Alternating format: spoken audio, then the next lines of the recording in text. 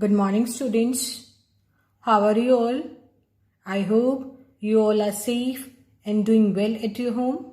So this video is for the students of class 9, subject Science, chapter number 9, that is Force and Laws of Motion. And this is your lecture number 1. So children, in today's lecture, topics to be discussed are: number 1, what is force? Number 2, what do you mean by balanced and unbalanced forces? Number 3, we shall discuss Newton's first law of motion. Number 4, inertia. And number 5, what is the relationship between inertia and mass? Okay children, so these are the several topics which we shall discuss in today's lecture. So let's start. So students, in chapter number 8, that is motion, we discussed what is motion, what do you mean by uniform and non-uniform motion, but we have not yet discovered what causes motion. Okay.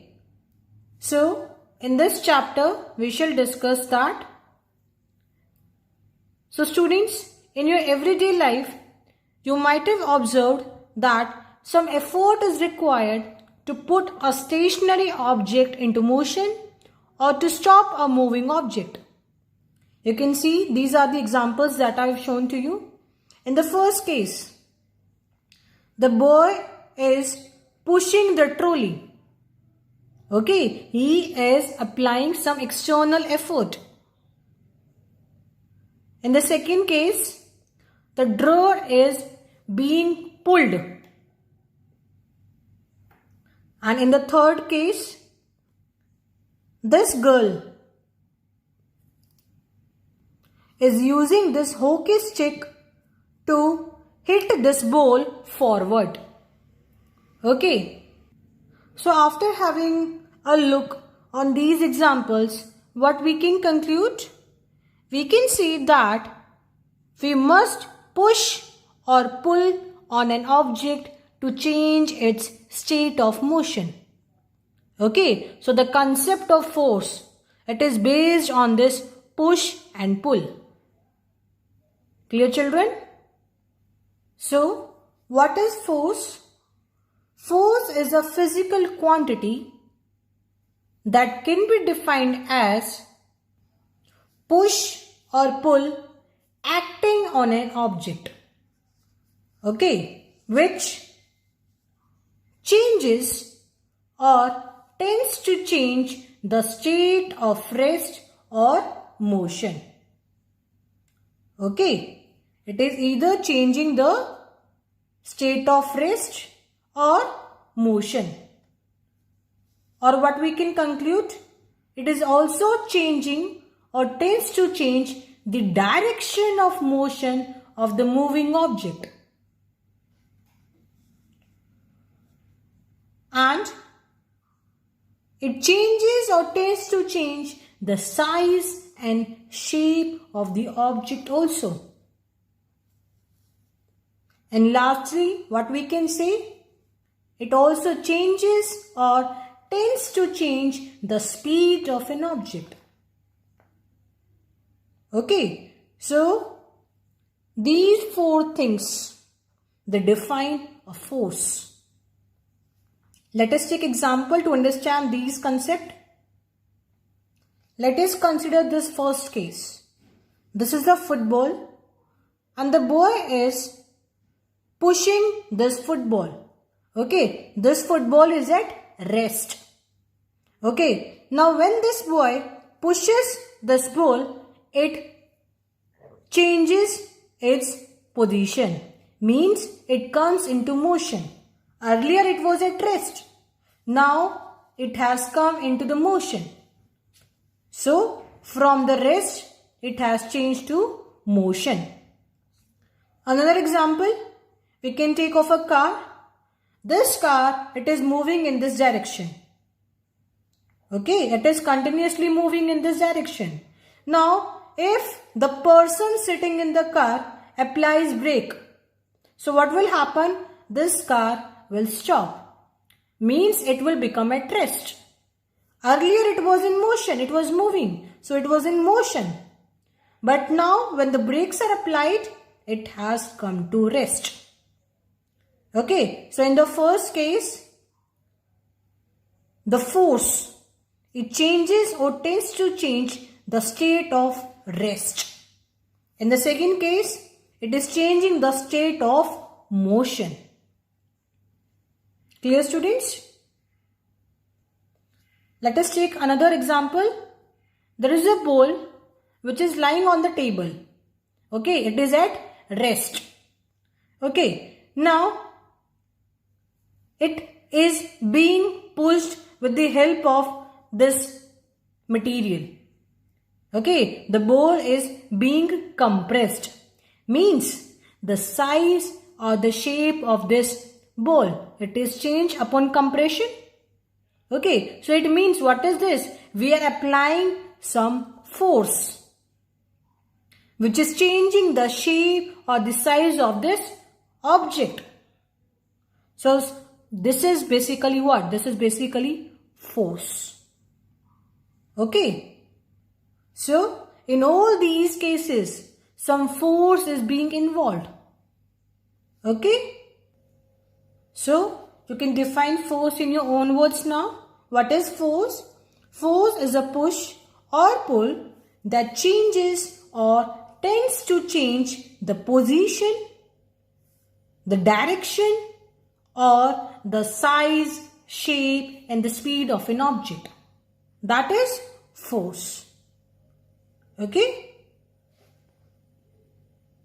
Now, moving ahead to our next topic. What are balanced and unbalanced forces? Let us understand this concept with the help of an example. There is an object which is lying on this surface. Okay, so there are two persons, person A and person B. Okay, now both of them, they are applying some force. Person A is applying force in this direction and person B is applying force in this direction. Suppose A, it applies 50 Newton force. Actually, Newton is a unit of force that we will study later on. So, person is applying 50 Newton force from this side and person B is also applying 50 Newton force from this side. Okay, both the forces, they are of equal magnitude and they are acting in opposite direction. Okay, so what will happen? The object, it will continue its state of rest. Why? Because both the forces, they are of equal magnitude and they are acting in opposite direction simultaneously. Okay, so the net force acting on this object, it will be 0. Because 50 Newton is applied from this side, 50 Newton is applied from this side. So net force is 0. So the object, it will remain at rest. Okay, so this is what? This is balanced force. Okay, now let us take example of unbalanced force. Suppose there is a person A which is applying the same force 15 Newton and the person B, it is applying 100 Newton force from this side. Okay, it is applying 100 Newton force. So what will be the net force? The impact, it will be on this side because out of these two, which force is greater? This 100 Newton. Okay, so as a result, 50 Newton force, it will be on this side. The net force, 100 minus 50, that will be 50. So 50 Newton force, it will be acting on this side, so the object, it will move in this direction. Okay, so this is what? This is unbalanced force. When the two forces are of unequal magnitude, but they are acting on the object in opposite direction simultaneously. So what will happen? The object, it will move in that direction where the larger force is being applied. Okay, and in this case, the net force is not a zero. It is non-zero. In balanced force, the net force is zero. But in case of unbalanced force, the net force is not a zero. Clear, students? So you can write down the definition now. Balanced force. When two forces of equal magnitude act in opposite direction on an object simultaneously, then the object continues to be in the state of rest or of uniform motion in a straight line.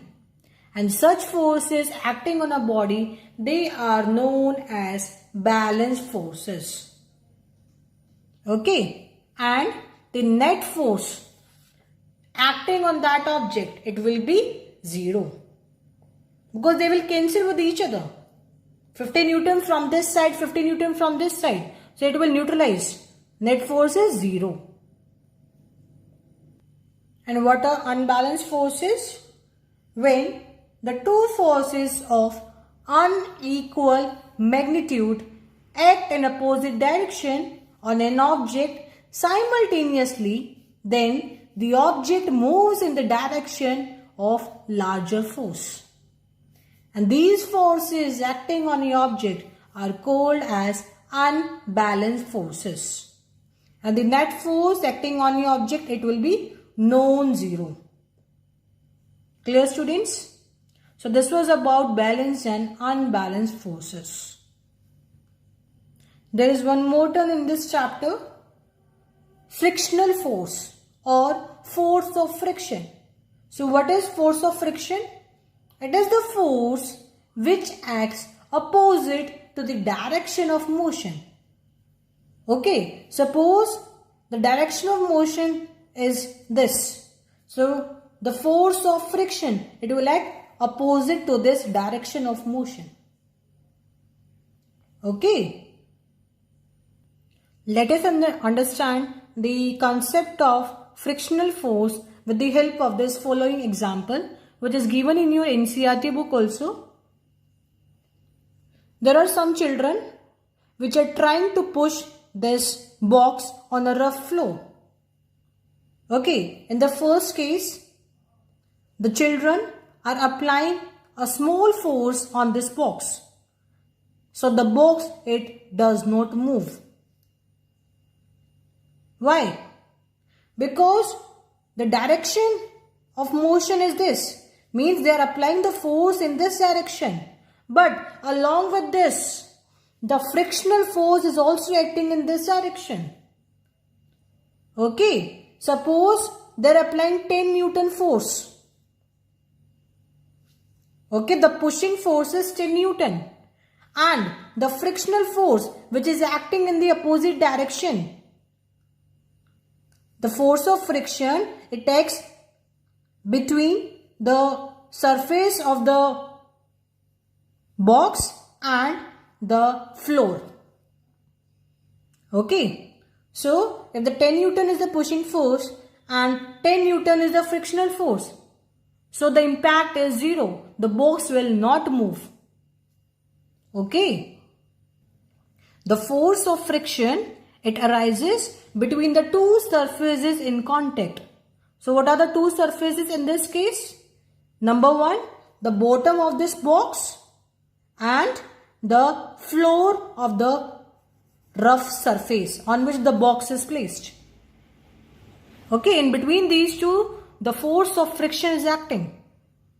Okay, so the pushing force, it is balancing the force of friction. So the box will not move in the first case. Let us consider second case. The children, they are pushing the box harder. Okay, they are applying 15 Newton force in the second case. more force as compared to the first. Okay, but still the box does not move.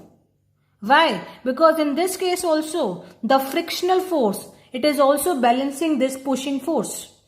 The frictional force, it will be 15 Newton. So it is balancing the pushing force. So that's why the box, it remains still. It does not move. Now in the third case, the children, they are pushing the force with a larger force.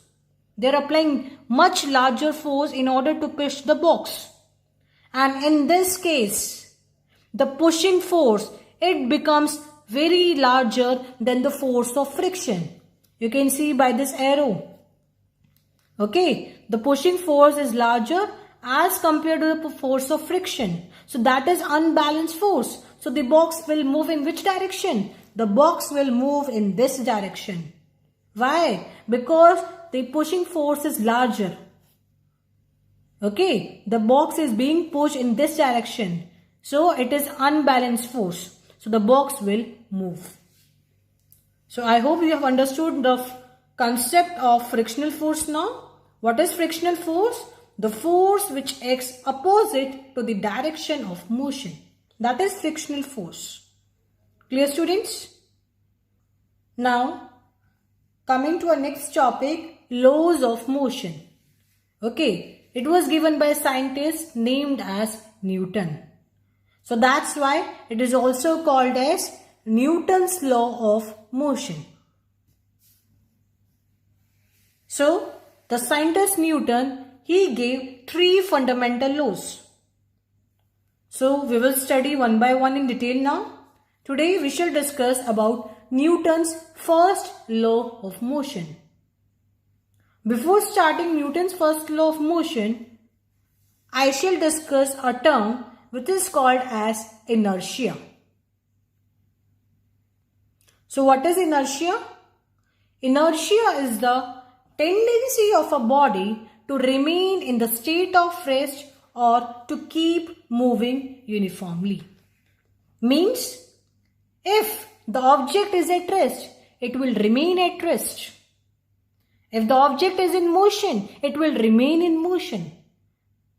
This is what inertia says. It is a tendency of a body to remain in the state of rest if it is at rest, or to keep moving uniformly if it is in motion.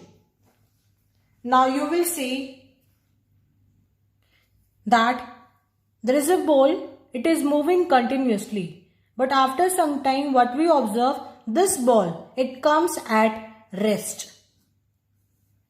Okay, it was moving, but after some time it comes at rest. So here, where is inertia? According to inertia, if the object is in motion, it should remain in motion. So why is it coming at rest?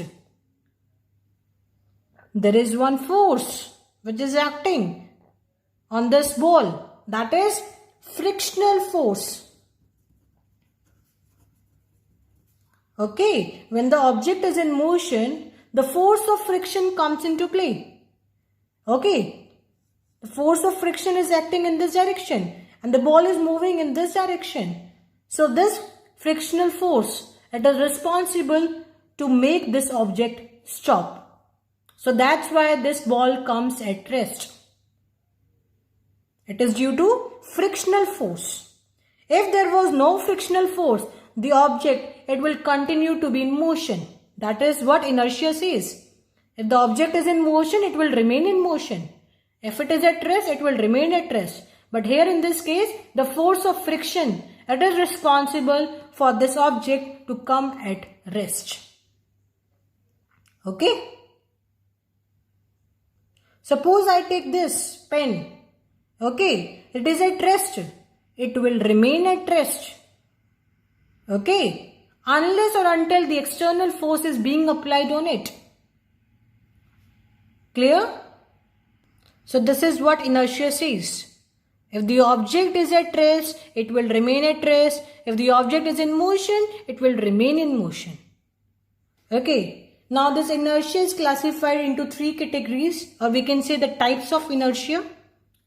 Inertia of rest, inertia of motion and inertia of direction. Now we shall discuss each in detail. First is inertia of rest. It means the tendency of a body to maintain its state of rest. Okay, means if it is at rest, it will remain at rest. That is inertia of rest. Let us consider with the help of an example. You might have observed when you are sitting in a train and when the train starts moving, you lean backward. Okay, you get a sudden jerk in backward direction. So why? What is the reason behind it? When you are sitting in the train, means the train was at rest initially. So you were also at rest. You were sitting in that train. You were also at rest. The train was also rest. Okay. Now suddenly the train starts moving. Means the train has come into motion. So what will happen? Your lower part of the body, means the feet which is in contact with the bus, it will come into motion because the train has come into the motion. So the feet will also come into the motion. But the upper part of the body, it will still try to remain at rest due to inertia of rest. The tendency of a body to maintain its state of rest. The upper part of the body was at rest initially and it will remain at rest. That's why you feel a sudden backward jerk. Okay. So this is an example of inertia of rest. We can take more examples. When a tree is shaken vigorously, the dry leaves fall on the ground. Why? Why does it happen? Initially, the tree was at rest and the dry leaves, they were also stuck to it. They means they were also at rest. Now the tree is shaken vigorously. We are shaking the tree. Means the tree has come into the motion. So the dry leaves, they will maintain its state of rest. Okay. The leaves, they tend to remain at rest due to the inertia of rest. So that's why the dry leaves fall on the ground. They detach. Okay. The branches have come into the motion, but the leaves, they are still trying to remain at rest due to this inertia of rest. So this is the reason the dry leaves fall on the ground. You can take another example. When you beat a carpet, the dust particles come out. Why? Because initially the carpet was at rest and the dust particles which were sticking to the carpet, they were also at rest. But now you are beating a carpet, means the carpet has come into the motion. So the dust particles, they will maintain its state of rest due to inertia. So that's why the dust particles, they come out when you beat a carpet. It is due to inertia. Inertia of rest. Next type is inertia of motion. Means the tendency of a body to maintain its motion in a straight line. Okay. If it is in motion, it will try to remain in motion only. Let us take an example. The same example. The passengers are now in a running bus. Okay. So when the bus, it stops suddenly. So the passenger, they tend to lean forward. Why does it happen? See students, initially the bus was in motion and the passengers, they were also in that bus, means that were also in motion. But now suddenly the bus stops. Okay, so what will happen? The feet of the passenger which is in contact with the bus, means the lower part of the body of the passenger, it will try to be in rest now because the bus has stopped suddenly. But the upper part of the passenger, it is still in motion due to inertia. Okay, that's why the passengers, they lean forward. You can take another example also. Why is it dangerous to jump out of a moving vehicle? It holds inertia of motion. How? The vehicle was in motion initially, so the person inside the vehicle is also in motion. Okay, now the passenger or the person, it jumps out of a moving vehicle. So as soon as the man, it lands on the ground, its feet will come to rest. Okay, its feet will come to rest instantly, while the upper part of the body of that person, it will continue to move. Why? Due to inertia of motion. Because earlier it was in motion, so it will try to remain in motion. So that's why the person may fall forward. That's why it is dangerous to jump out of a moving vehicle. Okay? So I hope you are clear with inertia of rest and inertia of motion now. Last is inertia of direction. Means the tendency of a body to maintain its direction of motion. Means if this is the direction, so it will try to maintain this direction only. Suppose this is a road, okay, and this is a vehicle which is going on this road. Okay, so initially it is traveling in this direction. Okay, now as soon as the person inside the vehicle takes right turn, so what will happen? The person inside the vehicle, it will lean to left side. Why? Because it was in this direction. Now when it takes a turn, it will try to maintain its direction. So that's why the person leans to left. Similarly, if the road is like this, okay, and the vehicle is going on, so the person takes a sudden left turn. So in this case, the direction of motion is like this. Now when the person takes a sudden left turn, the person, it will lean to right side. Okay, whenever it takes this turn, the person's body or the vehicle, it will try to maintain this direction of motion. So it will be at right side. It will lean to right side. So this is what? This is inertia of direction. Clear, students? So now we can define Newton's first law of motion. Actually, Newton's first law of motion is also called as law of inertia, because this law, it is based on inertia. So what this law states? An object remains in a state of rest or of uniform motion in a straight line unless and until any external unbalanced force is applied on it. Okay, if it is at rest, it will remain at rest unless or until an unbalanced force is applied on it. Okay, I gave you example of this ball also. It is at rest. So when you apply some force, only then this ball, it will come into motion. Without this force, this ball, it will not move. It will maintain its state of rest. So this is Newton's first law of motion. Clear, students? Now, right now I discussed what is inertia. So next question arises, what is the relationship between inertia and mass? Actually, inertia, it depends upon mass. How? Let us take an example.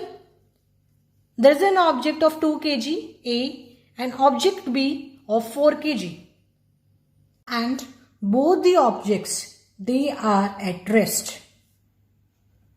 Okay, now in order to make these objects in motion, we need to apply some force.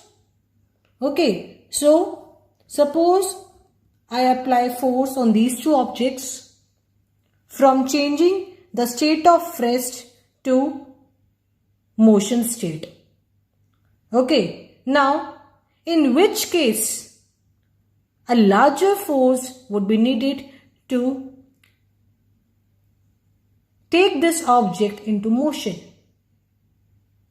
In second case, where the object is heavier. So what we can say, the object B, it has more inertia. Okay, so inertia depends upon mass.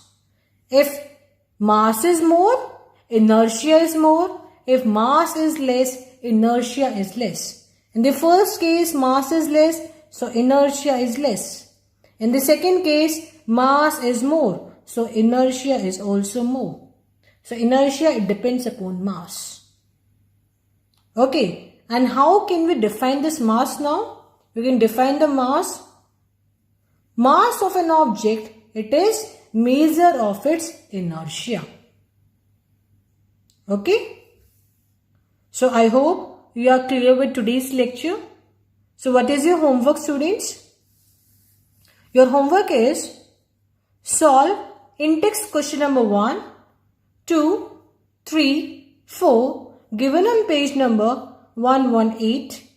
Along with the in-text questions, you have to solve exercise question number 1, 2, 3, 4 of the same chapter, chapter number 9, that is force and laws of motion. So that's it for today's lecture. Thank you. Have a nice day.